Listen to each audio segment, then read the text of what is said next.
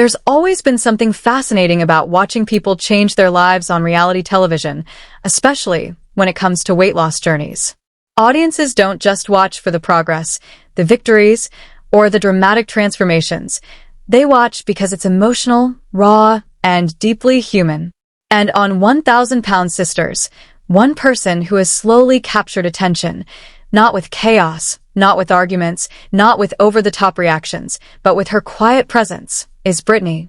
For years, viewers have watched Chris Slatten fight through setbacks and wins as he tries to get healthier. And right beside him, almost like a quiet shadow, is Brittany. She's always there, not loud, not forceful, not dramatic, but supportive. A nod here, a soft smile there, a gentle encouragement when Chris doubts himself. She has become a silent foundation for him. But silence can be misunderstood. Some think she's shy. Others think she's uncomfortable. And many wonder why, if she has her own weight loss goals, she hasn't joined the Slatten family on camera in the same way Chris's sisters have. To understand that, you have to go back to where it all started. Back before the cameras, before the fame, before the public had opinions about every choice they made. Chris and Brittany didn't meet at a glamorous event or through a big romantic story. They met while flipping burgers and dropping fries at McDonald's. There's something oddly poetic about that.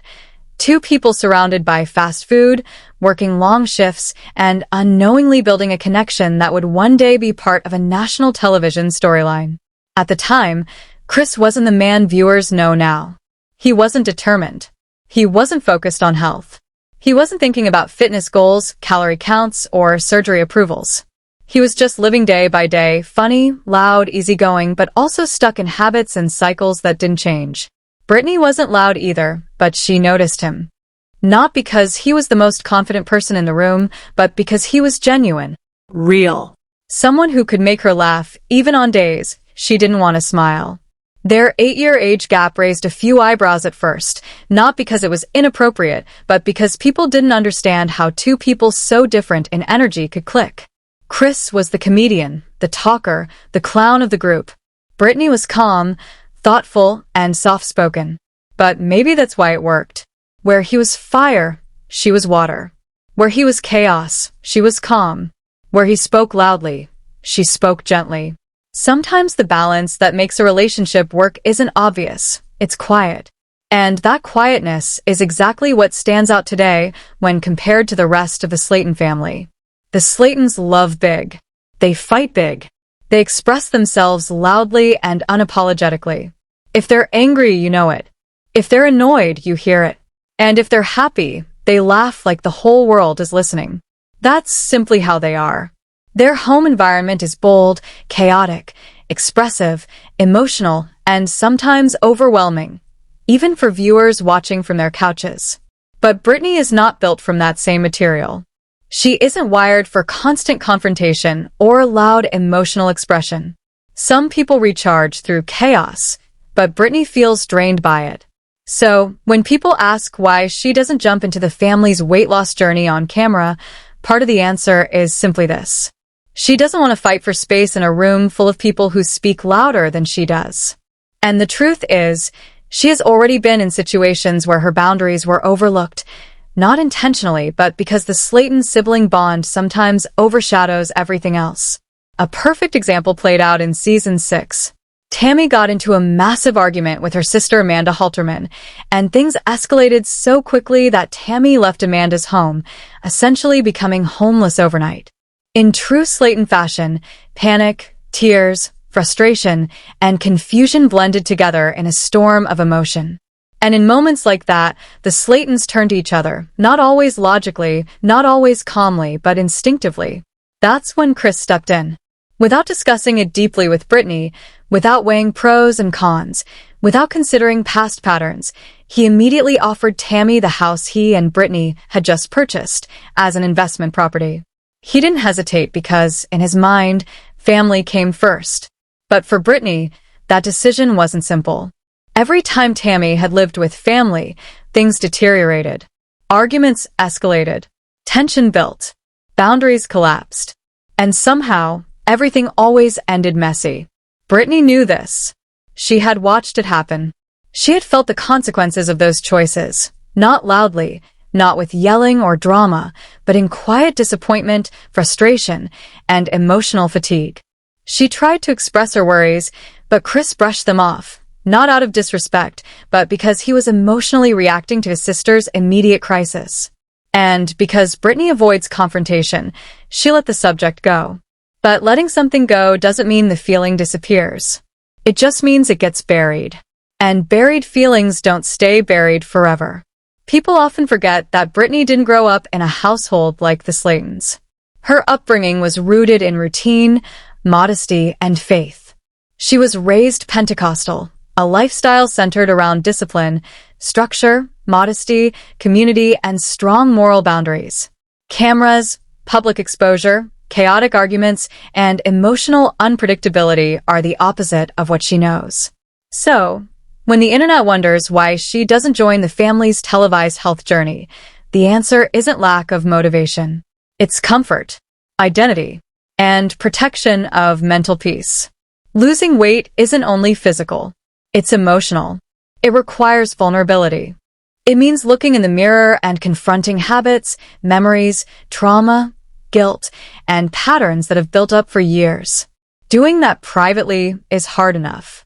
Doing it while millions judge every meal, every weigh-in, every bad day, every slip-up, every insecurity, that's overwhelming. Some people thrive under pressure.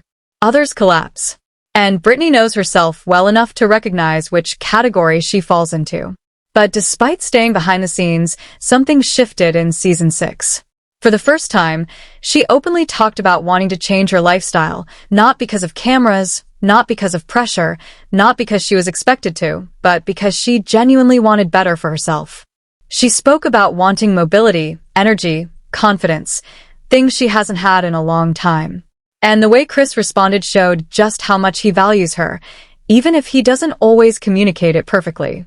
Instead of pushing her into the Slaten dynamic or forcing her to film, he quietly surprised her with a gym membership, something simple, but personal. It wasn't for entertainment. It wasn't for storyline value. It was for her. And in that moment, viewers saw something rare. A woman who has spent years being background finally stepping into her own story. Maybe that story doesn't need loud arguments or shocking moments. Maybe it doesn't need dramatic weigh-ins or televised check-ins. Maybe it doesn't belong inside someone else's narrative at all. Maybe her journey belongs to her. And maybe, just maybe, Chris and Brittany aren't meant to be a supporting storyline on someone else's show. Maybe they deserve one of their own. When people watch a show like 1,000-Pound Sisters, it's easy to assume that being part of the cast means sharing everything: struggles, emotions, weigh-ins, arguments, breakthroughs, setbacks, and even personal boundaries. But not everyone is built for that level of exposure, and Brittany is proof that privacy can still exist even in the middle of a public life. From the outside, Brittany may appear quiet, but quiet doesn't mean weak. Sometimes it takes far more strength to hold your boundaries than to perform for the world. And even though she's not front and center in the show the way Tammy, Amy, Amanda, and even Chris are, Brittany still plays a crucial role in how everything functions around them. A family dynamic as intense and emotional as the Slatens isn't easy for an outsider to step into. For Chris, that dynamic is second nature. He grew up fighting with his sisters, making up, and then laughing about the fight 5 minutes later. For him, conflict isn't destruction. It's communication. But for Brittany, conflict means something different. It means tension. It means disrespect. It means emotional exhaustion. She doesn't see yelling as passion. She sees it as chaos. So when arguments break out among the Slaten family, whether it's between Tammy and Amy, Tammy and Amanda, or really anyone in the room, Brittany never jumps in. She watches, listens, waits, and lets everyone else burn through their emotions until things quiet back down. She knows her voice would only get drowned out or misunderstood. And a person who has spent most of their life avoiding chaos isn't going to willingly join an environment where chaos is the norm. But something else that influences Brittany's hesitance to join the televised weight loss journey is her relationship with food, confidence, and identity, things the audience doesn't fully see because she doesn't talk about them publicly. Before the cameras, before the health journey, before marriage, there was a younger Brittany trying to navigate life in a body she wasn't comfortable in. Not because of beauty standards or social comparisons, but because of her own expectations and upbringing. Growing up Pentecostal meant she was taught discipline and modesty in many areas of life, including the body. Food wasn't the problem, but emotional connection to food wasn't talked about either. While Tammy and Amy often openly discussed binge eating, emotional comfort eating, or trauma-based behaviors, Brittany grew up in an environment where those conversations didn't exist. If you struggled, you prayed, you endured, you didn't broadcast it. You certainly didn't dissect it publicly. So the idea of going on a national television show and exposing her vulnerability, her insecurities, her setbacks, her mental battles, felt like too much. Not because she's ashamed, but because she isn't used to processing pain loudly. But there's another layer people don't consider. When someone joins a reality TV show as part of a weight loss storyline, they're no longer just living their journey. They're performing it. Every bite of food becomes a discussion. Every weigh-in becomes judgment. Every bad day becomes content. For Brittany, that kind of pressure isn't motivating, it's suffocating. She doesn't want to see viewers online arguing about whether she's trying hard enough or comparing her progress to Tammy's or Amy's.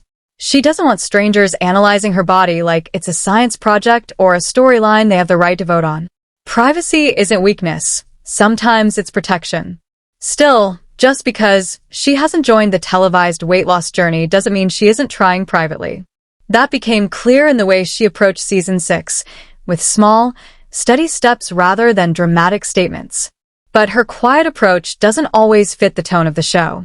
Something that has become clear to longtime viewers is that the Slatten family is entertaining because of their unpredictability. One moment they're crying, the next they're laughing.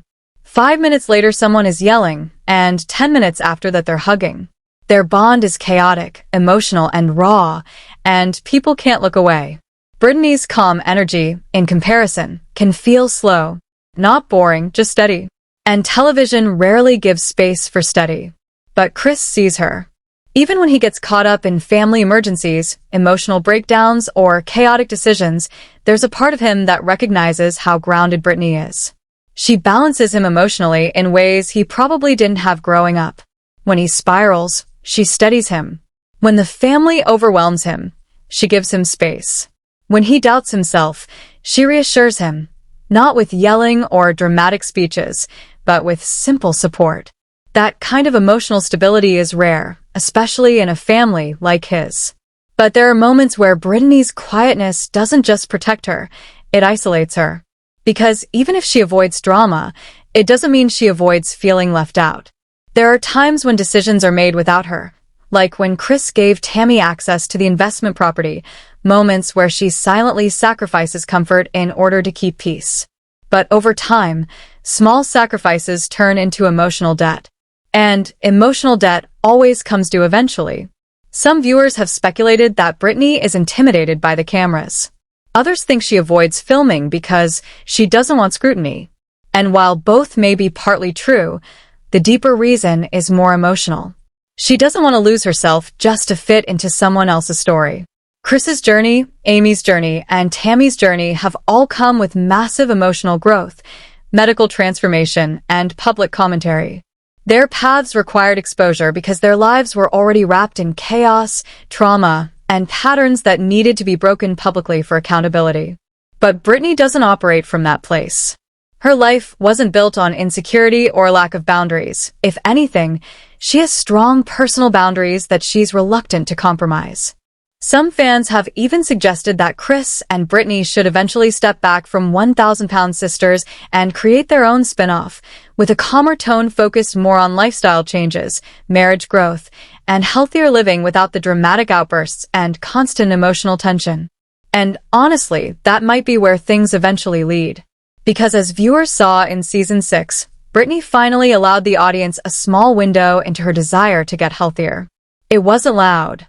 It wasn't dramatic, but it was real. When Chris gifted her that gym membership, her reaction wasn't exaggerated for TV. There wasn't screaming, crying, or over-the-top emotional narrative. There was something better. Hope, small but real. And hope is often the beginning of transformation. Brittany may never be the loudest person in the room. She may never throw drinks, yell across the table, or storm off during filming. She may never be the main source of chaos or viral drama. But she doesn't need to be. Her journey matters, even if it's quiet. Because not all transformations happen under a spotlight. Some happen in silence. Some happen slowly. Some happen privately. And for Brittany, that may be the path she chooses. There's something interesting that happens when viewers watch people on television over time. Slowly, without realizing it, audiences start to believe they truly know the cast, not just the version that exists on screen, but the person behind the edit. They form opinions, choose favorites, take sides, and speculate about motivations. And while that connection feels natural for viewers, it can be overwhelming for the people living inside that spotlight. For the Slatten family, being televised became part of their identity. Their highs and lows aren't just lived, they're documented. Fans watched as Amy struggled through motherhood, Tammy battled life-threatening health issues, and Chris pushed through his own weight loss barriers. The show became a mirror of their lives, reflecting not only what they were going through, but how the world responded to their choices. But for Brittany, that mirror isn't comforting, it's invasive. She's someone who prefers living life gently, without outside noise or commentary. And more importantly, she values privacy, especially when it comes to personal struggles. To her, weight isn't entertainment. It isn't a storyline. It isn't a public challenge, a competition, or something people should have opinions about. It's personal. It's emotional. It's layered with history. There are things Brittany has never said on camera, fears, memories, insecurities, moments in her life, when weight shaped how she saw herself. She doesn't talk about the holidays where she avoided family photos, or the dressing rooms where nothing fit, or the doctor appointments where the tone of someone's voice changed the moment they looked at a number on a scale. Those moments exist, not just for her, but for millions of people who see themselves in her story. But unlike the rest of the Slatten family, Brittany isn't ready to let the world into those memories. Not yet. Maybe not ever. And that boundary doesn't make her weak. It makes her self-aware. People have different emotional limits. Some heal by sharing loudly. Others heal quietly. Some find motivation through attention, accountability, and structured pressure. Others shut down under the weight of expectations. Brittany isn't avoiding the journey. She's protecting her peace while walking it. But being surrounded by people who are comfortable being public about everything can make privacy feel like isolation. There are moments off camera, quiet, small, almost invisible to the outside world, where that difference becomes clear. Moments where the family celebrates progress, cheers after weigh-ins, or gets emotional about new milestones. And in those moments, even if no one intends it, Brittany feels like an observer instead of part of the team. She loves Chris deeply. She supports him with everything she has. But walking beside someone isn't the same as walking with them. And sometimes, watching him grow and evolve, especially in public, creates a silent pressure. If he can do it, why haven't I? Not because she feels judged by him.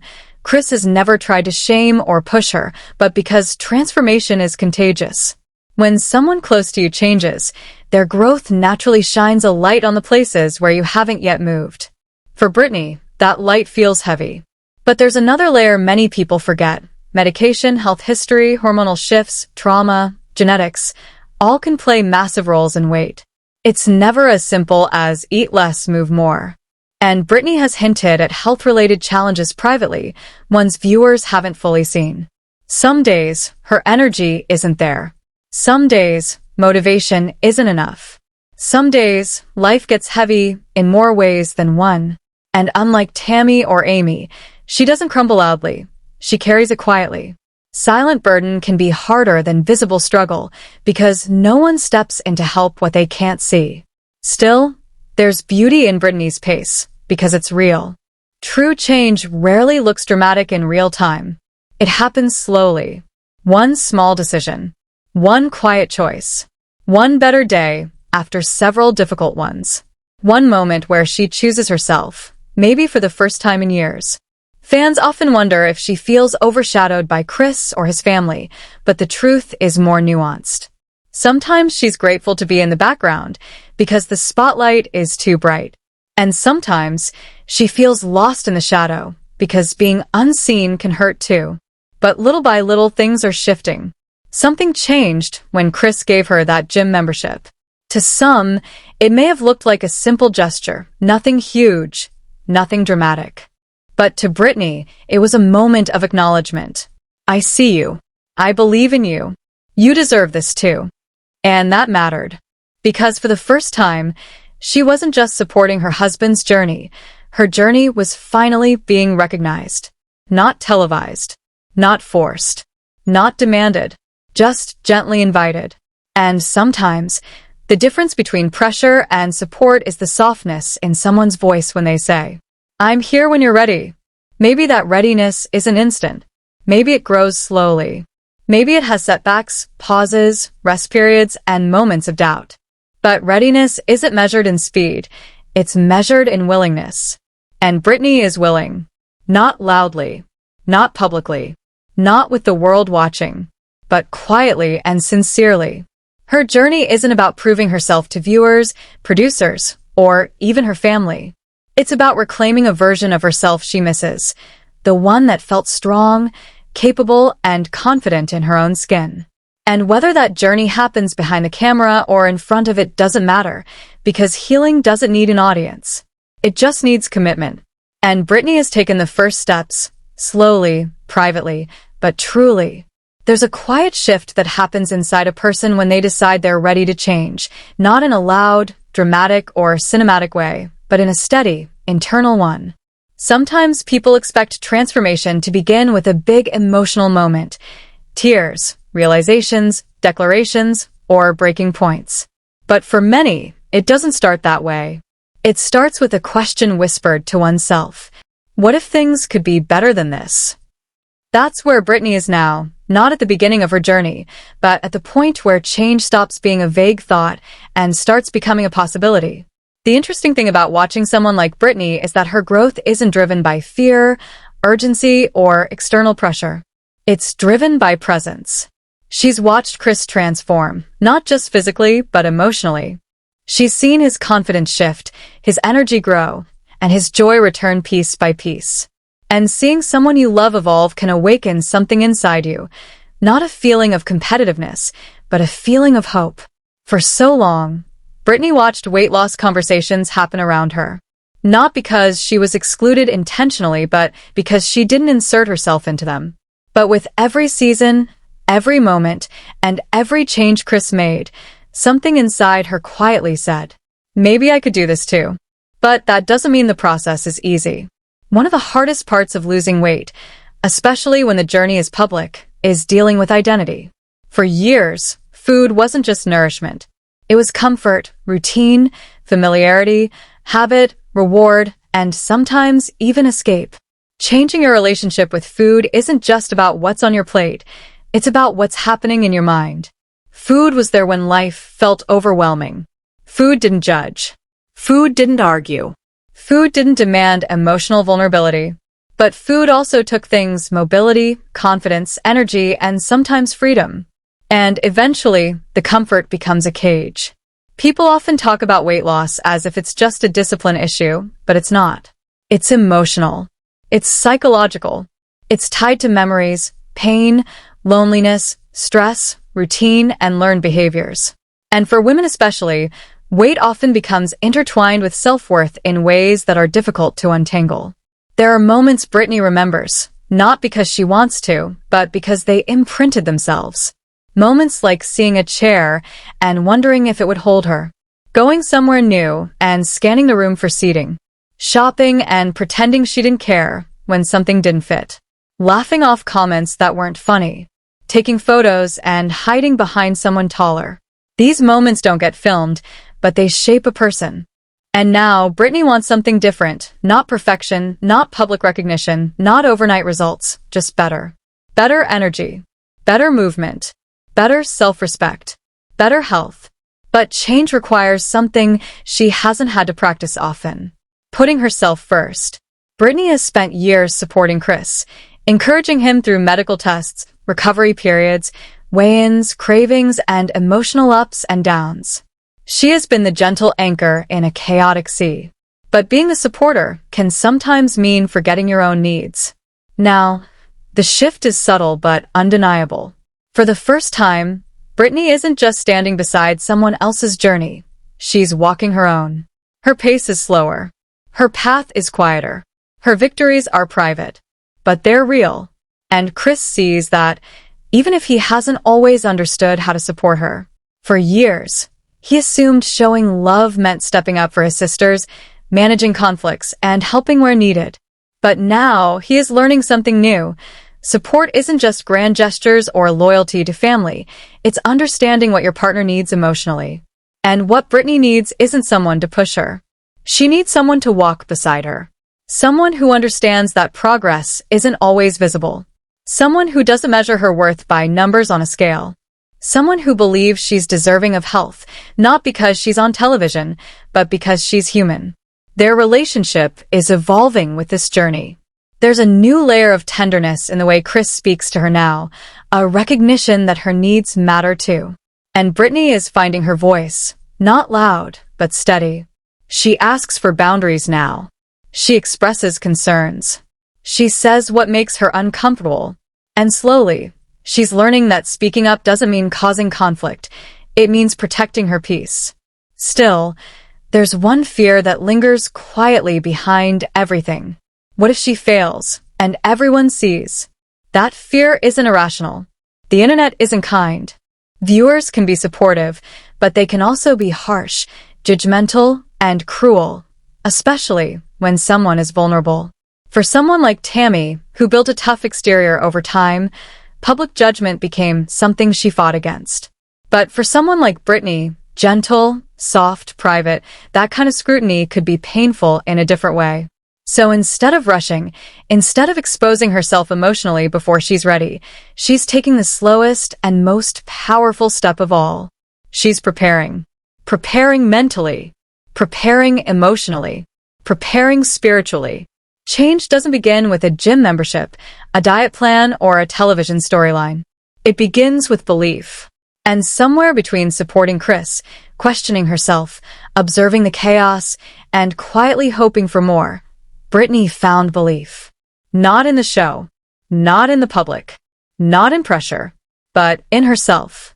And that kind of belief, the kind that grows slowly, quietly, deeply, is often the kind that lasts.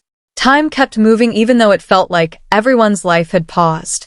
The hospital lights stayed the same harsh brightness, nurses walked by with the same calm expressions, and the world outside went on like nothing had changed.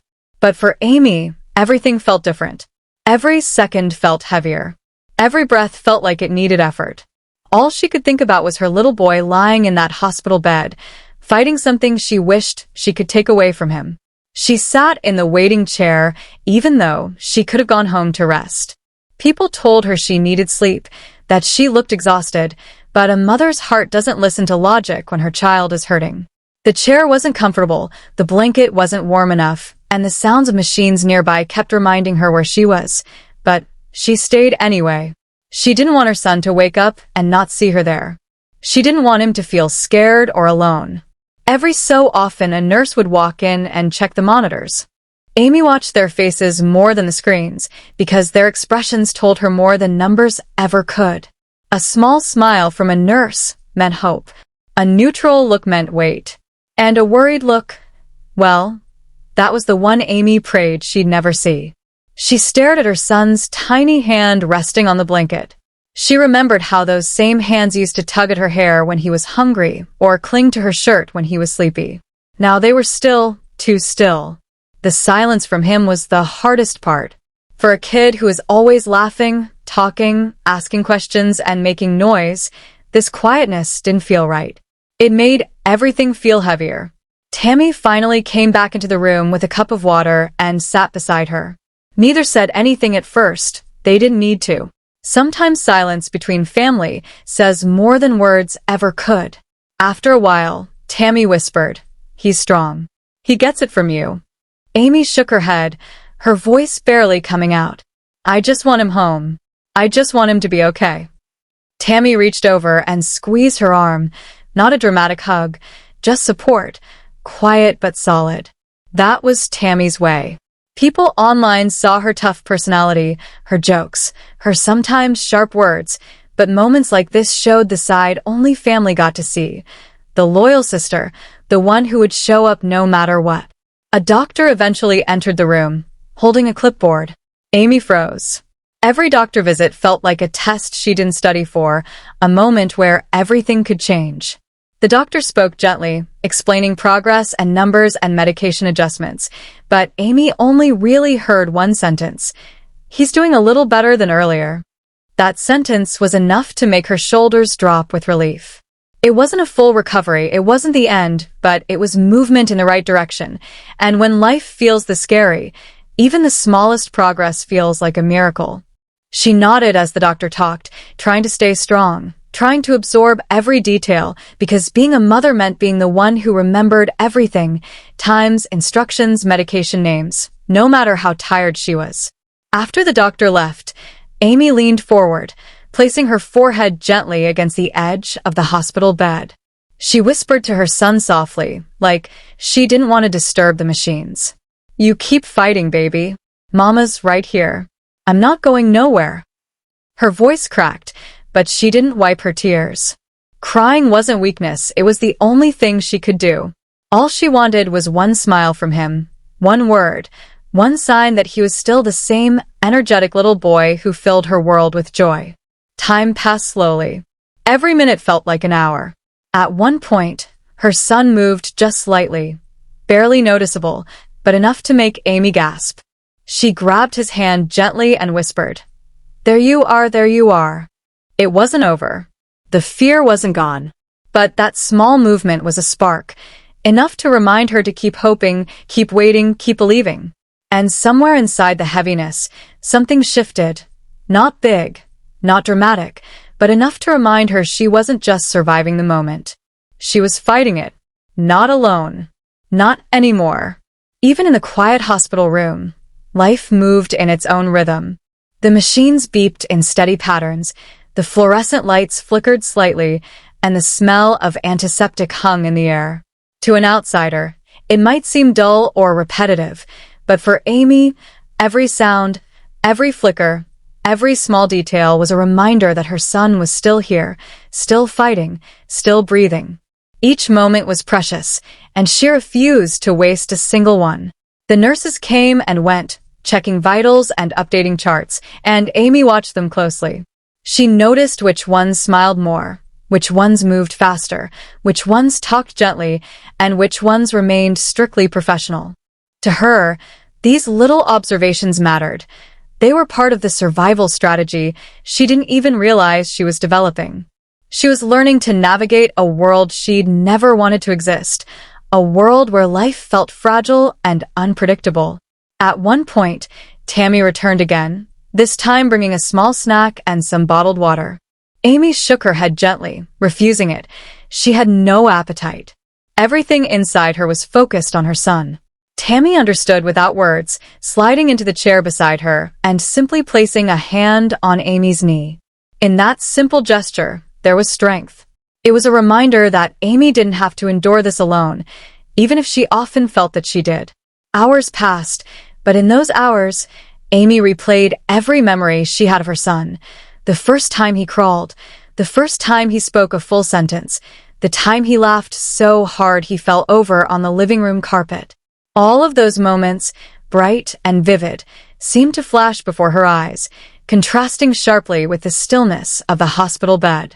She whispered each memory softly, as if the words could somehow give him strength. "Remember when you spilled juice everywhere? You laughed so hard you were unstoppable." It was both comforting and heartbreaking. She realized that motherhood wasn't just about providing care, it was about hope. Even when circumstances seemed bleak, hope was the thing she could cling to. And she clung with everything she had, because losing hope felt worse than anything else. Later in the day, a doctor came back with more updates. Amy listened, nodding, absorbing every word, But the truth was that the statistics and numbers didn't matter as much as the little signs, tiny movements, the faintest squeeze of a hand, a flutter of an eyelid. Each was a victory. Each was proof that her son's spirit was still fighting inside him, and that fighting spirit reminded her why she couldn't give up either. She leaned closer to him, gently brushing his hair away from his forehead. "You're stronger than you think," she whispered. "Mama believes in you. Every day, every breath, every little step, you're winning." Her voice cracked, but the determination beneath it was stronger than any tears could show. She refused to let fear dominate her thoughts, even though it hovered just beneath the surface, like a storm cloud ready to break. Tammy, sitting nearby, finally spoke. "You're doing everything right, Amy. You're here. You're watching. You're protecting him. That's all anyone could ask for." Amy nodded, not wanting to argue, because Tammy's words were truth, but she also couldn't shake the gnawing worry in her chest. The uncertainty was exhausting, relentless, and terrifying. Hours turned into evening, and the hospital seemed quieter now. Many of the staff had rotated out, leaving only a skeleton crew. Amy didn't rest. Sleep was impossible. Every sound, every movement, every faint beep made her jump slightly. Her mind replayed possible scenarios, and she couldn't control them. She couldn't fix what was happening right now. All she could do was be present, stay by his side, and continue hoping. By late night, something miraculous happened. Her son's hand twitched slightly, and he made the faintest noise, a soft whimper, almost imperceptible. Amy gasped and grabbed his hand, holding it gently, trying not to startle him. "There you are," she whispered. "There you are. I knew you'd fight." For the first time that day, a small, fragile smile spread across her face. It wasn't full relief, not yet, but it was a spark. A single, fragile spark that reminded her that even in the darkest moments, life could surprise you with hope. That night, as she sat in the chair beside his bed, Amy realized something profound. She couldn't control the illness. She couldn't control the machines. She couldn't control the future. But she could control her presence, her love, and her unwavering faith that he could recover. And sometimes she realized that kind of presence mattered more than anything else in the world. She whispered softly as her eyelids grew heavy, exhaustion finally claiming her. "I'm right here, baby. I won't leave. Not for a second." Even as sleep tugged at her, she kept her hand on his, letting him feel that someone loved him beyond measure, beyond fear, and beyond everything else. And in that small, quiet room, between the beeping machines and the sterile walls, hope had a place to breathe once again. The next morning arrived slowly, gray light filtering through the hospital blinds, casting soft shadows across the room. Amy's eyes were heavy, but she refused to leave her son's side. Sleep had come in small, interrupted bursts, never deep, never restorative. Every little sound he made pulled her instantly awake. She had begun to exist in a world measured by heartbeats, breaths, and tiny twitches, where minutes stretched like hours and hours felt like days. Tammy had returned early, carrying coffee and a quiet presence that felt like a shield against the relentless tension. She didn't speak much, she didn't need to.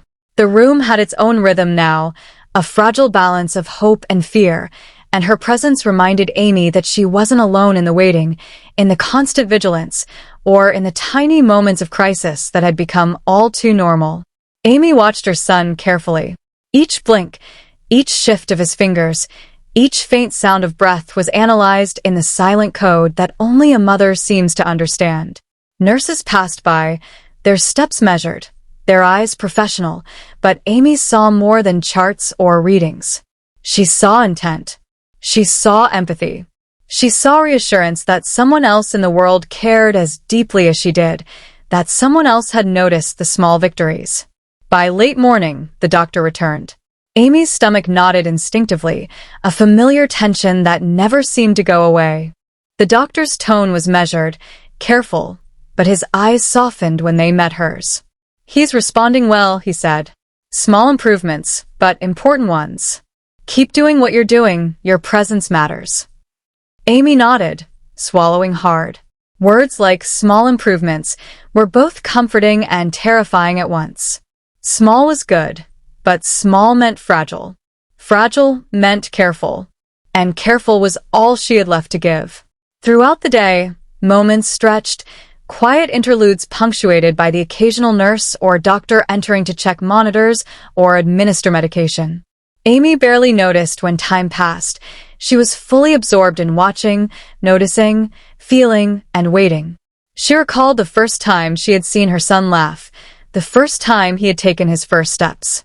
Those memories were etched in her heart, and now they were like anchors in a sea of uncertainty. She whispered them softly to herself, quietly reinforcing hope inside her own mind, reminding herself that his strength had always been remarkable, even in the smallest gestures. By afternoon, a subtle shift occurred. Her son's eyes fluttered open slightly, the tiniest hint of awareness, and Amy felt a rush of relief so intense it made her hands tremble. She leaned closer, gently taking his hand into hers. "I'm here," she whispered. "I never left. You're safe." Tammy smiled quietly from her chair nearby, understanding that this small movement, this tiny sign of life and awareness, was monumental. No dramatic gestures or tears were necessary. In the world of mothers and children, moments like this were everything. They carried a weight that words could not describe, a confirmation that fighting, staying, and hoping mattered. The hours blurred into one another, but Amy remained by his side. Sleep seemed optional. Food seemed irrelevant. Everything outside the room ceased to exist. Only this fragile bubble of life, hope, and care mattered. During a rare, quiet moment, Amy reflected on her own journey as a mother. Every sacrifice, every moment of fear, every sleepless night had led her here, not just to a hospital room, but to a profound understanding of what it meant to love someone unconditionally. She realized that motherhood was both terrifying and beautiful, filled with extremes, and that strength wasn't measured by endurance alone but by patience, persistence, and the ability to hold hope even when it seemed impossible. As evening approached, Amy's son stirred again, this time more noticeably, and a soft whimper escaped his lips. Amy's heart leapt. She leaned closer, speaking in gentle tones, not wanting to alarm him but wanting him to know he wasn't alone. "You're doing so well," she said. "You're so strong. I'm proud of you." Her voice cracked, but she did not stop. Each word was a thread of connection, a signal that she was present, loving, and unwavering. Tammy reached over again, squeezing Amy's hand in silent solidarity. Words were unnecessary. They both knew that love, presence, and faith were stronger than fear. Night came again and Amy stayed, sitting in the chair beside his bed, holding his hand and whispering softly. Every heartbeat she felt through his tiny hand reminded her that he was still here. Every shallow breath reminded her that he was still fighting. And every flicker of awareness reminded her that her presence mattered, that she was exactly where she needed to be. In the quiet darkness of that hospital room, surrounded by machines, the faint scent of antiseptic, and the occasional soft shuffle of a nurse passing by, hope was alive. It was fragile, yes, and easily broken, but it persisted. And Amy held on to it, fiercely, patiently, unwaveringly. Because she knew that as long as hope persisted, so did life, so did love, and so did the possibility of seeing her son return to full health, one small victory at a time. Morning came again, pale sunlight slipping through the blinds and painting soft lines across the hospital room. Amy's eyes were heavy, her body aching from countless hours of vigilance, but she remained steadfast. Every breath her son took, every tiny movement, every faint sound reminded her that the battle was ongoing, and that she was exactly where she needed to be. Slowly, she began to notice subtle changes. The rise and fall of his chest became steadier. His fingers twitched more consistently. His eyelids lifted more readily. These weren't dramatic breakthroughs, but they were enough to remind her that progress, even in its smallest forms, was meaningful. Each tiny movement was a testament to his resilience and to her unwavering presence. Tammy, sitting nearby with a mug of coffee she hadn't had time to drink, gave Amy a small, encouraging smile. They didn't need words. Their shared silence spoke volumes. It acknowledged every long hour, every tear shed in quiet desperation, every heartbeat spent worrying and hoping. They had survived together through fear, uncertainty, and exhaustion, and in that quiet understanding, there was comfort. Throughout the day, nurses checked vitals, administered medications, and adjusted equipment. Amy barely noticed their comings and goings. Her attention was focused entirely on her son, on reading the smallest cues, on watching for the faintest sign of awareness or movement. The world outside the hospital room faded completely, leaving only this fragile, vital bubble of care, love, and hope. And then, a moment came that seemed to shift the entire atmosphere of the room. Her son moved his hand deliberately, grasping hers with a strength that startled her. His eyes fluttered open slightly, just enough for her to catch the faintest recognition in their depth. Amy's chest tightened, and tears streamed down her face unchecked. She leaned forward, pressing her forehead gently against his, whispering words she had repeated countless times over the past days. "You're doing so well. I see you. I'm right here. I've got you." For a fleeting moment, time seemed to stand still. The machine's beeping faded into the background. The hospital walls, the fluorescent lights, the faint antiseptic smell, all of it disappeared. There was only her son and her presence, the tangible bond of love and persistence that had carried her through the long nights and uncertain days. Tammy reached over and squeezed Amy's hand firmly. Her eyes glimmered with pride and relief. She didn't need to speak. Her silent support was enough. They had faced fear together, endured countless hours of uncertainty, and now, this small sign of recovery felt like a triumph of perseverance, faith, and unyielding love. Amy held her son's hand tightly, letting him feel her heartbeat, her warmth, her unwavering commitment. "We're in this together, baby," she whispered softly. "Always. I'll never leave you." Her voice cracked, but the determination behind it was stronger than any fear that had haunted her over the past days. Hours passed, but the room felt different now. The tension that had gripped her chest for so long eased slightly. Not entirely. There were still concerns, still challenges ahead, but the spark of hope had grown into a steady flame. Her son's strength, however fragile, reminded her that recovery was possible. That her presence, her love, and her unwavering faith had mattered.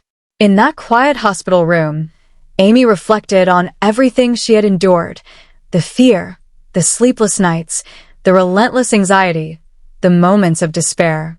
And she realized that motherhood, in its purest form, was defined not by ease, comfort, or certainty, but by persistence, presence, and love that refused to waver, even when the world seemed darkest.